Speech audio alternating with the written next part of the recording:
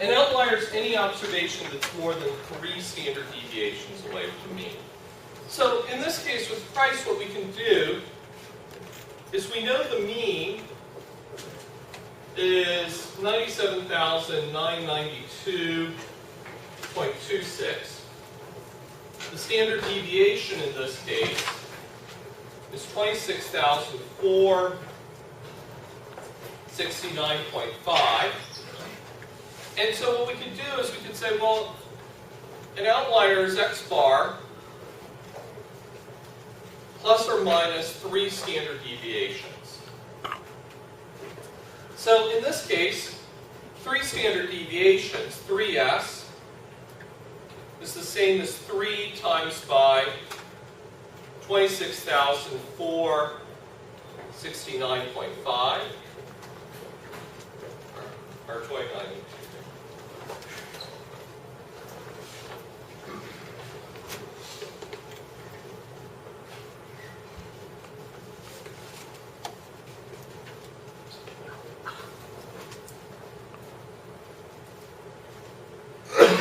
So in this case, we can do the math.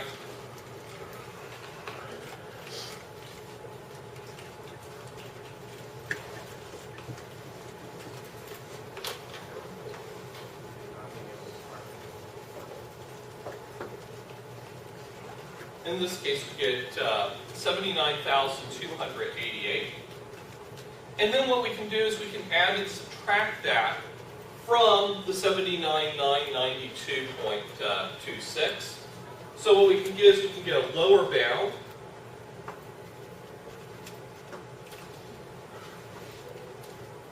which is just x bar minus 3 standard deviations.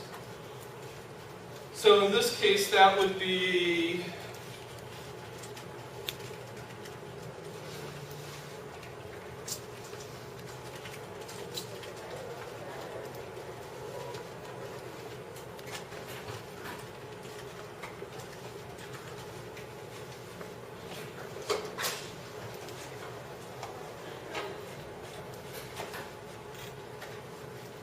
I believe 18,703.76.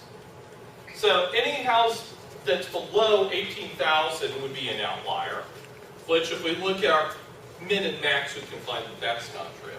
We can also add it. So our upper bound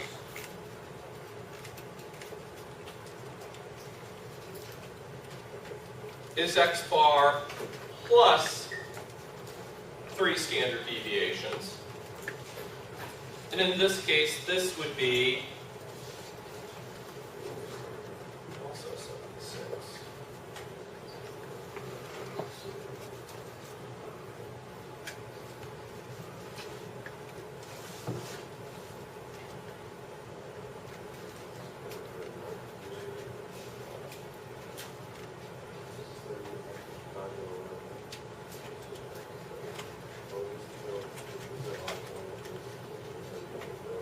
In this case, we should get 177,290.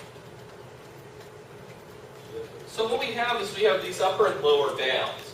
Anything within the upper and lower bound is not an outlier. Okay? So anything within those 3 standard deviations, not an outlier. Now, if we go to our data, what I'm going to do is I'm going to go to the extreme values here. The extreme values, as I said, gives you the 5 highest and the 5 lowest observations. So here's price. Well, our lowest observation price is $59,000. $59,000 is clearly well above the lower bound of 17,000, or 18,000, excuse me. So we're fine on the lower end. On the upper end, though, our highest observation is 195,000. Our second highest observation is 192,000. And our upper bound in this case is 177,000. So we actually have 2 outliers. These 2 houses at the very top, the 195 and the 192,000, are both more than 3 standard deviations away from the mean.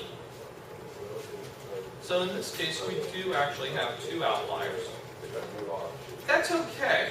You know, in the case of John Elway, you basically want to throw out John Elway because John Elway's $6 million has nothing to do with anything beyond the fact they could throw a football 80 yards in the air, and also had the New York Yankees talking to him, so he wouldn't have to go play football for Bulls.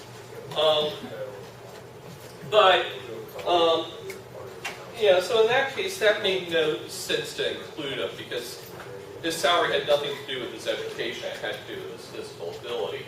On the other hand, you might want to keep these houses around. Okay? Why are those houses so much above the average? The final thing I want to mention, I know that we're running out of time with like 2 minutes. Darn battery.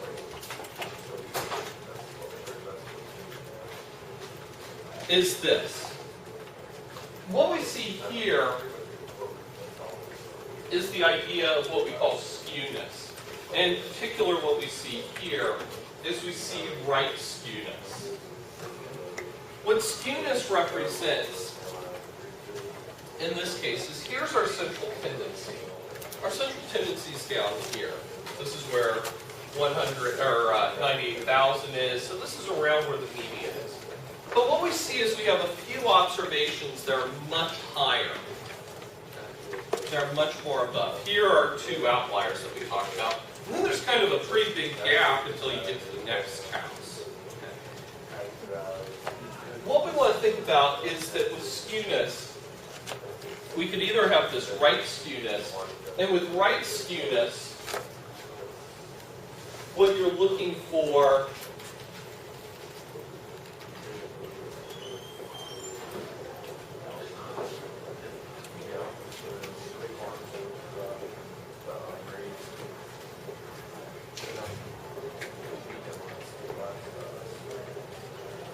is the mean being greater than the median. So we're going to look for you to go over. For left skewness, the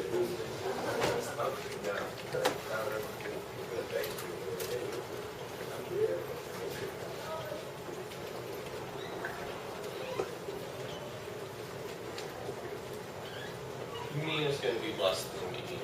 What I'll do is, since we are kind of basically out of time, on whenever we get back from break, what I'll do is I'll go through and quickly describe there's one way of actually measuring skewness. But what you can find is, for example, this is definitely right skewness in terms of you have a few low observations and one high observation. On the other hand, this would be considered what we say is symmetrical. Okay? So overall, if you look at it, most of your data is right in the middle and kind of evenly falls off on both sides. So that's it for today. So have a good spring break. Enjoy it. Do not kill too many of your brain cells while you're away wherever you're at. And I will see you soon.